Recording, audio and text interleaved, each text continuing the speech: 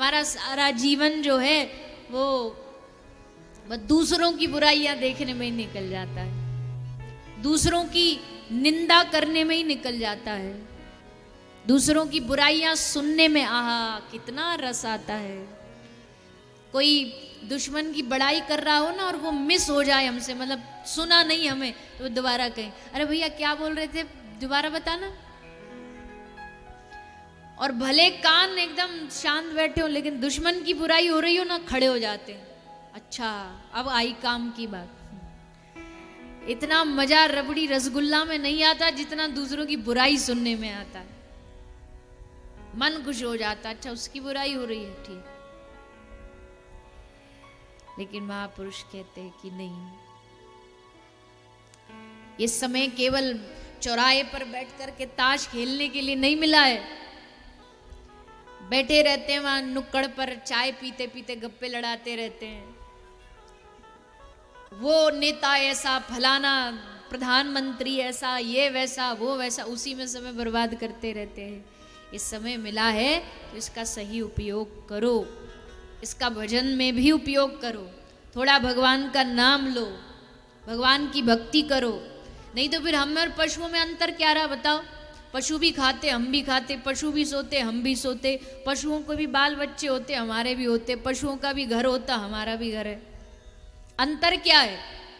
अंतर यही है कि पशु भजन कर नहीं सकते, पशु कथा सुन नहीं सकते, पशु भगवान के नाम में हाथों से ताली बजा के कीर्तन नहीं कर सकते, पर ये सब हम कर सकते हैं। और फिर भी हम इससे चूक जाते हैं, तो फिर हम और पशुओं में अंतर नहीं बचेगा। अंतर रखना है तो यही अंतर रखना पड़ेगा कि भगवान का भजन करो। पशु भी हम पर हंसते होंगे कि बताओ हमको बुद्धिहीन समझता है, गधा भी हंसता होगा, क्योंकि जब भी बुद्धिहीन की बात आती है ना तो हम कहते हैं, गधे से तुलना की जाती है कि ये बुद्धिहीन है। पर गधा भी सोचता होगा कि जी हमको तो भगवान ने जैसी बुद्धि दी, जैसा जीवन दिया, वैसा कर रहे हैं, लद रहे हैं, बोझा लद रहे हैं, पर तुझे तो भगवान ने बुद्धि दी, तू क्यों बेकार में बोझा लदे घूम रहा है? तू अपना बोझा डाल देना भगवान के ऊपर। पशुओं को हमें देख करके हंसी आती होगी, और देखो कितनी अजीब बात है ना, पशुओं को पशु की तरह जीना चाहिए, उनको सत्संग नहीं सुनाना पड़ता, वो बेचारे वैसे ही जी रहे हैं। और मानव ही ऐसा है जिसको याद दिलाना पड़ता है कि भैया तू इंसान है, हैवान मत बन, उसके लिए उसको सत्संग बार बार सुनाया जाता है। फिर भी हम नहीं सुनते, मानते नहीं। इसलिए हरि का नाम जप ले, तेरा बेड़ा पार होगा। भगवान के नाम से ही बेड़ा पार होना, दूसरा कोई शॉर्टकट नहीं है। आजकल लोग शॉर्टकट में बड़ा इंटरेस्ट रखते हैं। महाराज कुछ ऐसा बता दो जो हमारे बरसों के बिगड़े बगड़ाए काम सब बन जाएं, कोई ऐसा गंडा बांध दो, ताबीज बांध दो, ऐसा कोई मंत्र छिड़क दो हमारे ऊपर जो सब हो जाए। भैया ये सब धोखेबाजी है, कहीं ऐसी जगह फंसोगे तो धोखा ही खाओगे। कर्म अच्छे करते चलो, भगवान का नाम लेते चलो, दुनिया में ना किसी से ताबीज बनाने की जरूरत है, ना किसी से कोई भविष्य दिखवाने की जरूरत है। बस काम अच्छे करो, किसी का बुरा मत करो, भगवान का नाम लो, दुनिया में कोई आपका कुछ नहीं बिगाड़ सकता। और अच्छा काम करते नहीं, भजन करते नहीं, बस तुरंत सब चीज चाहिए, हर चीज इंस्टेंट में चाहिए, ऐसा नहीं होता। हर चीज का शॉर्टकट नहीं होता, शॉर्टकट में जाओगे धोखा खाओगे। माताओं बहनों में ज्यादा आदत होती है, बेचारी भोली भाली होती है, कोई आकर के इनको जरा बता दे मैया तुम्हारे घर में तो ऐसा है, तो तुरंत हाँ महाराज उपाय बताओ। और फिर उपाय के चक्कर में महाराज जो कहें सबरा सोना लुटा देती हैं, सबरा पैसा लुटा देती हैं। महाराज बोल लो ये 10,000 रुपया की अंगूठी है, ये पहनो तो तुम्हारे काम बन जाएंगे, अच्छे दिन आ जाएंगे। अच्छे दिन आए पर तुम्हारे नहीं, उसके जो तुमको 5 रुपया की अंगूठी 10,000 में बेच के चला गया। अच्छे दिन उसके आए, पैसा उसने कमाया। तो थोड़ा सा इस पे हमें ध्यान रखना चाहिए। धर्म का मतलब कोई अंधविश्वास नहीं होता, धर्म वो होता है जो हमें निर्भयता से जीना सिखाए, निडरता, डर भाग जाए हमारे मन में। जो धर्म डर पैदा करता हो वो धर्म धर्म नहीं। जैसे हमें कुछ भी सिखाया जाता है, बिल्ली आ गई उल्टे आ जाओ, ये कोई धर्म है? कौन से ग्रंथ में लिखा बताओ? मानते हैं ना कि बिल्ली आ गई मतलब अशुभ हो गया। बेचारी बिल्ली की क्या गलती थी? तुम जा रहे थे, वो भी अपने घर जा रही थी, तुम अपने काम पे जा रहे थे, वो भी जा रही थी। तुम जल्दी में थे पर वो थोड़ा तुमसे ज्यादा जल्दी थी, इसलिए तुमसे आगे निकल गई। उसमें काम बिगड़ जाएगा, ऐसा हो जाएगा, वैसे ये सब की क्या जरूरत है?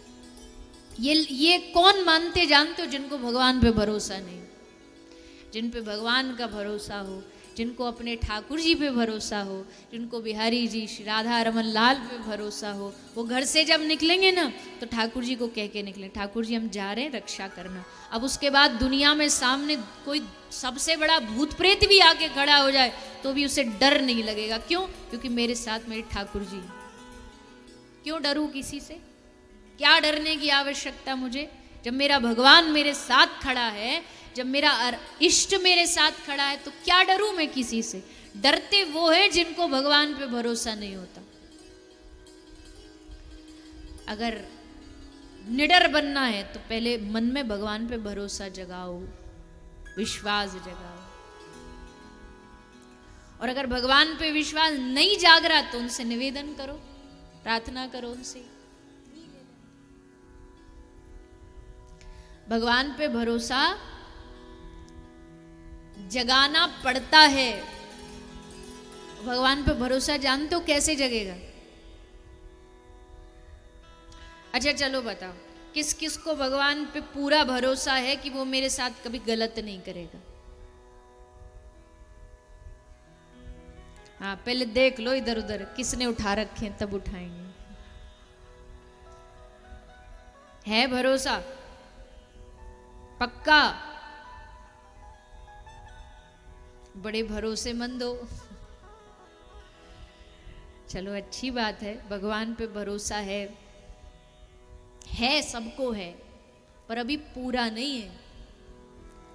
पूरा जिस दिन हो जाएगा ना, उस दिन तो फिर कमाल है, आनंद ही आनंद है। पूरा भरोसा जानते हो किसको कहते हैं? पूरा भरोसा ये है कि राणा ने भेजा जहर, राणा ने भेजा जहर, क्या कह के भेजा? कि तेरा गिरधर का चरणामृत है। मीरा वृंदावन से गिरधर का चरणामृत है, और जो मीरा की सखी वो कह रही है कि मीरा जी जी इसको पीना मत, पता है हमें ये राणा की कोई चाल है, इसमें कोई खतरा है, मत पीना। पर भरोसा किसको कहते, विश्वास किसको कहते? मीरा कहती है कोई बात नहीं, जहर भी है तो क्या फर्क पड़ता है, मेरे गिरधर का है ना, ला लिया और उस विष को पी गई। और उस विष ने, उस जहर ने, जो एक अमृत का फल होता है, वो जहर ने अमृत का फल दिया। ये होता है विश्वास। इतना भी हम में जागा नहीं है, लेकिन जिस दिन जाग जाएगा, और उसको जगाने का काम ही सत्संग करता है। विश्वास जगाने का काम ही भगवान की कथा करती है। जब भगवान की, अब देखो मीरा के साथ ऐसा हुआ, अच्छा ऐसा भी होता है, तो फिर मन में विश्वास जागता है भगवान के ऊपर। मैं बार बार कहती हूँ, ये जो भागवत है ये भगवान के प्रभाव की कथा नहीं है, ये भगवान के स्वभाव की कथा है। और जब भगवान के स्वभाव को जान जाएंगे ना, तो फिर भगवान से अपने आप विश्वास हो जाएगा, भरोसा हो जाएगा। जैसे एक नए पति पत्नी थे, उनका नया नया ब्याह हुआ था, तो नदी में बैठ के, नाव में बैठ के कहीं जा रहे थे, नदी में आ गया तूफान। तूफान आया तो पत्नी तो घबरा रही थी कि अब हम मरने वाले, पति एकदम मस्ती में बैठा था। तो पत्नी बोली कि आपको डर नहीं लग रहा? हम मरने वाले हैं, हम मर जाएंगे, एकदम ऐसे बैठे हो मजे में, क्या चक्कर है? तो पति ने क्या किया, पति ने जेब से चाकू निकाला और चाकू निकाल के उसकी गर्दन पे रखा। तो बोली क्या कर रहे हो? बोले तुझे मारने वाला हूं। तो हंसने लगे, काय को मजाक कर रहे हो, वैसे ही मरने वाले ऊपर से आप और मजाक पे तुले हुए। पति ने कहा मैंने तेरी गर्दन पे चाकू रख रखा, तुझे डर नहीं लग रहा कि मैं तुझे मार दूंगा? लेकिन तुम थोड़ी मार सकते हो मुझे, तुम तो डरा रहे हो, मेरे अपने हो, थोड़ी मार दोगे। तो उसने हंस के कहा कि जैसे तुझे मुझ पे भरोसा है ना कि डरा रहा हूं, मार नहीं सकता, वैसे मुझे मेरे भगवान पे भरोसा, डरा रहा है, मार नहीं सकता। इसको कहते विश्वास, इसको कहते भरोसा, अपने पर भरोसा। तो ठाकुर जी से प्रार्थना करिए कि प्रभु ऐसी कृपा करो कि हम में ये भरोसा जागे